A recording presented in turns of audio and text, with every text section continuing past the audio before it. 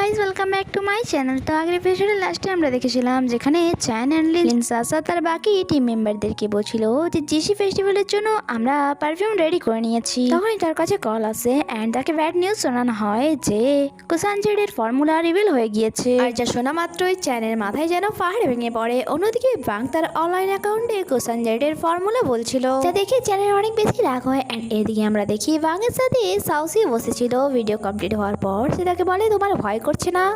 সাউসি বলে, দেখো এই ফর্মুলাটি আমার বানানো, তাই আমি তাকে ফ্রিতে কেন দেবো, আর যদি ফ্রিতে দিতেই হয় তাহলে সবাইকে দেবো আমি। অন্যদিকে মিস্টার ফাংকেও তার অ্যাসিস্ট্যান্ট জানিয়ে দেয় যে এখন এই ভিডিওটি আর ডিলিট করে কোনো লাভ নেই, কারণ ভিডিওটি অনেক বেশি ভাইরাল গিয়েছে, যার কারণে পাবলিকরা এখন নিজেরাই তা বানাতে শুরু করে দিয়েছে। অ্যান্ড আপনি যে পার্সনের ব্যাপারে আমাকে ইনভেস্টিগেশন করতে বলেছিলেন, এই নিন ওর ফটো। জানা গেছে সে আর আগেও ছোটখাটো ক্রাইম করেছে। অ্যান্ড এইবার লিনসাসা তাকে হায়ার করেছিল সাউসির ওপর অ্যাসিড ছোড়ার জন্য। মিস্টার ফাং বলে, পুলিশকে ক্রিমিনাল রেকর্ড দিয়ে দাও, বাট লিনসাসাকে কিছু করো না, এখন হতে পারে সে আমাদের কাজে লাগবে। যা শুনে অ্যাসিস্ট্যান্ট তো সেখান থেকে চলে যায়। অন্যদিকে চান অনেক বেশি রেখেছিল, তার কাছে লিনসাসা এসে জানায় এই ভিডিওটি ডিলিট করার কোনো লাভ নেই, কারণ অলরেডি লোকেরা এটা বানানো শুরু করে দিয়েছে, কারণ তারা ফর্মুলা জেনে গিয়েছে। বাট চ্যান অনেক রেগে সেখান থেকে এটা বলে চলে যায় যে এবার সে দেখবে যে আমি কি করতে পারি। এরপর সে সাহসীর বাসায় গিয়ে জোরে জোরে ডোর নক করছিল। আর যখনই সাহসী তাকে বাসার ভেতরে দেখে বলে, তুমি এখানে কি করছো, যাও এখান থেকে, নইলে আমি পুলিশকে কল করব। বাট চ্যান তো কন্টিনিউয়াসলি তার ক্লোজ চলে আসছিল অ্যান্ড তার হাত থেকে ফোন ছিনে বলে যে তুমি আমাকে বরবাদ করতে চাও তাই না, যদি আমি বরবাদ হই তাহলে তোমাকে নিয়ে হব। অন্যদিকে অ্যাসিস্ট্যান্ট মিস্টার ফাং এর কাছে কুসানজেটের কারণে যত লস হয়েছে সেই সব রিপোর্ট নিয়ে এসেছিল। ফাং জিজ্ঞাসা করে প্রেগনেন্সি ডিপার্টমেন্টে কি চলছে। অ্যাসিস্ট্যান্ট জানায় মিস্টার চ্যান অনেক রেগে এটা বলে বেরিয়ে যায় যে সে কাউকে দেখে নেবে। যা শোনা মাত্র এসে কার বের করতে বলে। অ্যাসিস্ট্যান্ট জানায়, বস আপনি ভালো করে জানেন 20 মিনিটের মধ্যেই আপনার একটি মিটিং আছে, যা আপনি অনেক কষ্টে ফিক্স করিয়েছেন। বাট তাও ফাং বলে, যা বললাম তা করো, মিটিং ক্যান্সেল করে তাড়াতাড়ি করে কার বের করো। অ্যাসিস্ট্যান্ট বলে, যখন কোনো পার্সন রেগে থাকে অ্যান্ড সে বুঝতে পারে না যে মুশকিলে এসে কি করবে, তখন যদি তার হেল্প করে দেওয়া হয় তাহলে তার রোমান্টিক্যালি অনেক বেশি অ্যাট্রাকটিভ দেখায়। মিস্টার ফাং বলে, তুমি ঠিকই বলেছো, একবার চ্যানের কন্ট্রোল শেষ হয়ে যাক, তারপর আমি খুব ইজিলি এটা জানতে পেরে যাব যে তার পেছনের পার্সনটা কে। অন্যদিকে চ্যান সাহসীর বাসায় ভাঙচুর করছিল আর বলছিল, আমি শিওর হয়ে বলতে পারি যে আজকের পর থেকে কেউ আর জিয়ান ফ্যামিলির পারফিউম কিনবে না। সব থেকে বেশি চিন্তা তুমি তোমার গ্র্যান্ডপাকে নিয়ে করো তাই না, এখন তো আমি তাকেও ভিজিট করবো। আর তখনই সাহসীর মনে পড়ে চ্যানের জাসমিনের অ্যালার্জি আছে, তাই সে তার ফেসে জাসমিনের ফ্লাওয়ার ছুঁড়ে মারে, আর যার কারণে চ্যানের অনেক বেশি রাগ হয়, সে তাকে থাপ্পড় মারতেই যাচ্ছিল। তখনই কেউ তার হাত ধরে নেয় আর আমরা জানতে পারি যে মিস্টার ফাং সেখানে এসে গিয়েছিল, আর যাকে দেখে চ্যান অনেক বেশি ভয় পেয়ে যায় আর বলে, আঙ্কেল আপনি এখানে। আর সাহসীও মিস্টার ফাংকে সেখানে দেখে অবাক হয়েছিল। চ্যান বলে, আঙ্কেল এই হলো সেই মেয়ে যার কারণে আমাদের কোম্পানি এত লস হয়েছে। বাট মিস্টার ফাং তো চ্যানকে সাহসীকে সরি বলতে বলে যে তুমি 3 মিনিটের মধ্যে যদি না তাকে সরি বলো তাহলে আমি বাধ্য হয়ে পুলিশকে কল করব। শুধুমাত্র আজ তোমার জন্য আমার ফ্যামিলি না কাটা গিয়েছে। 10 পর্যন্ত কাউন্টিং শেষ হওয়ার আগেই চ্যান তাকে সরি বলে অ্যান্ড যাওয়ার আগে অ্যাসিস্ট্যান্ট তাকে কম্পেনসেটও করতে বলে। যা শুনে চ্যান তার কার্ড সামনে রেখে বলে, এটার পাসওয়ার্ড আমার বার্থ ডেট, এটা বলে সে সেখান থেকে চলে যায়। যখন কি সাহসী বলে, বস আপনি এখানে বুঝেন, তার কোশ্চেনের কোনো উত্তর দেয় না অ্যান্ড তাকে কাছে ডাকে। অ্যান্ড সাহসী যখন তার ক্লোজ যায় সে রুমাল দিয়ে তার ফেস ক্লিন করছিল। সাহসী তার জন্য কিছু তো একটা ফিল করছিল।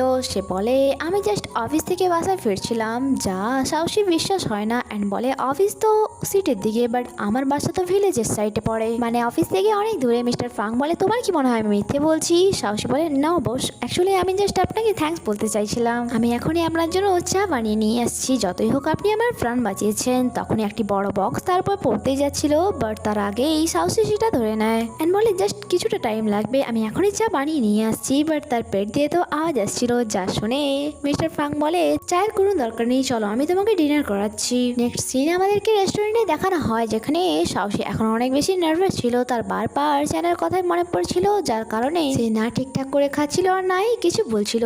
যা মিস্টার ফাং নোটিস করে অ্যান্ড বলে, তুমি তো জানোই তোমার জন্য আমাদের কোম্পানি কত লস হয়েছে। সাহসী সরি বলে। মিস্টার ফাং বলে, আমি সরি শুনতে চাই না, তুমি কি গোসেন জেটের থেকে ভালো কোনো পারফিউম বানাতে পারবে? যা শুনে সাহসী অনেক বেশি খুশি হয়ে যায় যে হ্যাঁ আমি বানাতে পারি। অ্যাসিস্ট্যান্ট তার জন্য কন্ট্রাক্ট পেপার নিয়ে এসেছিল যেটাতে জিয়ান ফ্যামিলির জন্য অনেক বেনিফিট লেখা ছিল।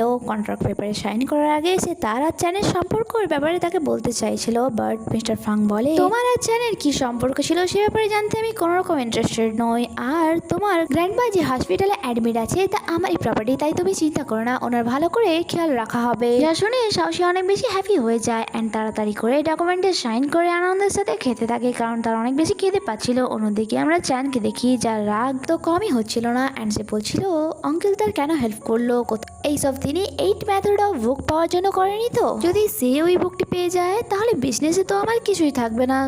লিনসাসা বলে, তুমি চিন্তা করো না, আমি তো আছি। যদি সাউসি ভালোই ওই বুকটা না দেয় তাহলে সোজা আঙুল কিভাবে বাঁকা করতে হয় তা আমি ভালো করে জানি। চ্যান বলে, এই জন্যই তো তোমাকে আমার এত বেশি ভালো লাগে। এই ব্যাপারে কোনো সন্দেহ নেই যে ফিউচারে তুমি আমার ওয়াইফ হবে।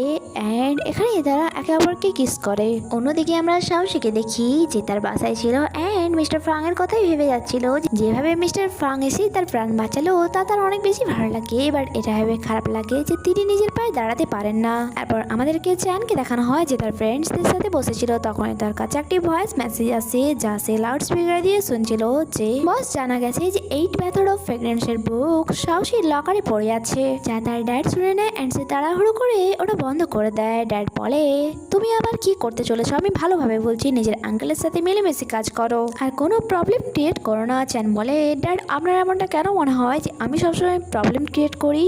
মোহাম্মদ তার সাইড নেয় অ্যান্ড বলে, তুমি সবসময় আমার ছেলেকেই দোষ কেন দাও? তখনই সেখানে গ্র্যান্ড পা আসে আর যাকে দেখা মাত্রই সবাই তাড়াতাড়ি করে অ্যাক্টিভ হয়ে যায়। এমনটা মনে হচ্ছিল যে বাসাতে গ্র্যান্ড পারি রাত চলে। নেক্সট ডে অফিসে লিনসাসা সাহসীকে সেপারেট করার চেষ্টা করছিল যে চ্যান শুধুমাত্র আমাকে ভালোবাসে তাই তার পিছু নেওয়া ছেড়ে দাও। অ্যান্ড জিসি ফেস্টিভ্যালের জন্য আমরা সিঙ্গাপুরের এক ভালো পারফিউমার সাথে কন্ট্রাক্ট করে নিয়েছি, তাই এবারে দেখো খুব তাড়াতাড়ি আমি তোমাকে এই কোম্পানি থেকে বের করে দেবো।